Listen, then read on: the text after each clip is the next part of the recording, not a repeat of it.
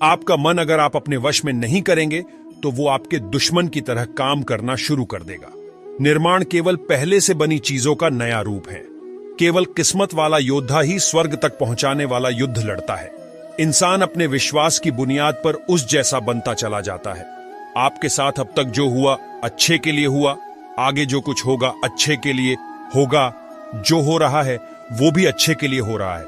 इसलिए हमेशा वर्तमान में जियो, भविष्य की चिंता मत करो।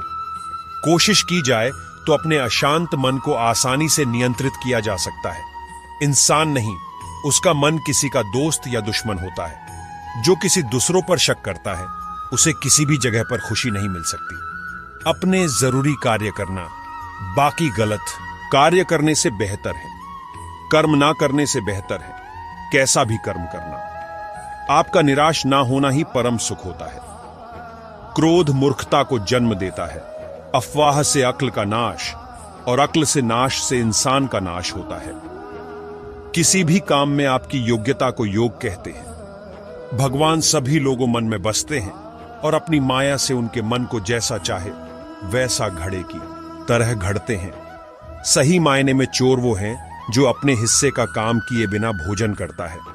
कर्म किए जाओ, फल की चिंता मत करो। मन बहुत चंचल है जो इंसान के दिल में उथल पुथल कर देता है। हर कोई खाली हाथ आया था और खाली हाथ ही इस दुनिया से जाएगा। परिवर्तन संचार का नियम है। कल जो किसी और का था आज वो तुम्हारा है, कल वो किसी और का होगा। आत्मा अमर है, इसलिए मरने की चिंता मत करो। मेरा तेरा छोटा बढ़ा अपना पराया मन से मिटा दो, फिर सब तुम्हारा है और तुम सबके हो। भूत और भविष्य में नहीं, जीवन तो इस पल में है, अर्थात वर्तमान का अनुभव ही जीवन है। तू करता वही है जो तू चाहता है, होता वही है जो मैं चाहता हूं। तू वही कर जो मैं चाहता हूं, फिर होगा वही जो तू चाहता है। जो मन को नियंत्रित नहीं करते उनके लिए वह शत्रु के समान कार्य करता है। खुशियों में तो सब साथ होते हैं, असली दोस्त वही हैं जो दुख में साथ दे। सदैव संदेह करने वाले व्यक्ति को कभी भी सुख नहीं मिल सकता। नर्क के 3 द्वार हैं, वासना, क्रोध और लालच। मनुष्य अपने विश्वास से निर्मित होता है। जैसा वह विश्वास करता है वैसा वह बन जाता है।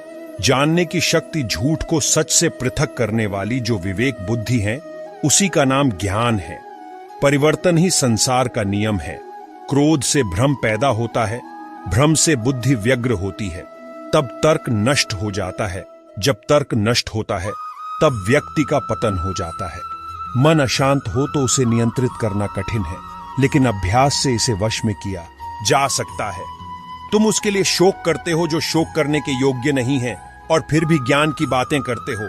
बुद्धिमान व्यक्ति ना जीवित और ना ही मृत व्यक्ति के लिए शोक करते हैं।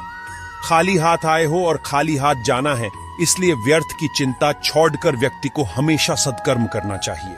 जिसे तुम अपना समझकर मग्न हो रहे हो, बस यही प्रसन्नता तुम्हारे दुखों का कारण है। जो कोई भी जिस किसी भी देवता की पूजा विश्वास के साथ करने की इच्छा रखता है, मैं उसका विश्वास उसी देवता में दृढ़ कर देता हूं। केवल मन ही किसका मित्र और शत्रु होता है। अपने अनिवार्य कार्य करो, क्योंकि वास्तव में कार्य करना निष्क्रियता से बेहतर है। कर्म का फल व्यक्ति को उसी तरह ढूंढ लेता है जैसे कोई बछड़ा सैकड़ों गायों के बीच अपनी मां को ढूंढ लेता है। आत्मा न जन्म लेती है, न मरती है, न ही इसे जलाया जा सकता है, न ही पानी से गिला किया जा सकता है। आत्मा अमर और अविनाशी है। मैं किसी के भाग्य का निर्माण नहीं करता और ना ही किसी के कर्मों के फल देता हूं। व्यक्ति या जीव का कर्म ही उसके भाग्य का निर्माण करता है। आत्मा पुराने शरीर को वैसे ही छोड़ देती है जैसे मनुष्य पुराने कपड़ों को उतारकर नए कपड़े धारण कर लेता है। इस संसार में कुछ भी स्थायी नहीं है। मन शरीर का हिस्सा है। सुख दुख का एहसास करना आत्मा का नहीं, शरीर का काम है। मान, अपमान, लाभ हानि, खुश हो जाना या दुखी हो जाना, यह सब मन की शरारत है। वर्तमान परिस्थिति में जो तुम्हारा कर्तव्य है वही तुम्हारा धर्म है। मैं ऊष्मा देता हूं, मैं वर्षा करता हूं और रोकता भी हूं। मैं अमृतत्व भी हूं और मृत्यु भी। मेरे भी कई जन्म हो चुके हैं, तुम्हारे भी कई जन्म हो चुके हैं। ना तो यह मेरा आखिरी जन्म है और ना यह तुम्हारा आखिरी जन्म है। हे अर्जुन, अगर तुम अपना कल्याण चाहते हो तो सभी उपदेशों, सभी धर्मों को छोड़कर मेरी शरण में आ जाओ। मैं तुम्हें मुक्ति प्रदान करूंगा।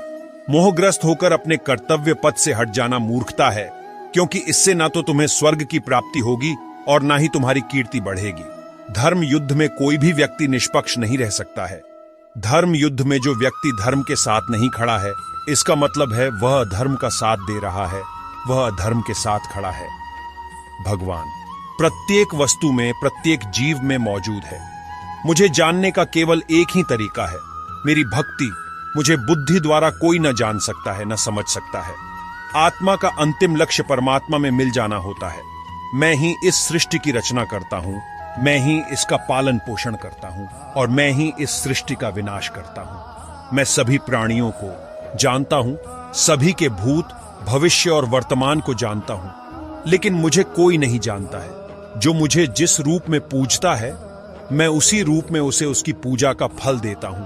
जन्म लेने वाले व्यक्ति की मृत्यु निश्चित है और मरने वाले व्यक्ति का फिर से जन्म लेना निश्चित है। दोस्तों, इस वीडियो में इतना ही।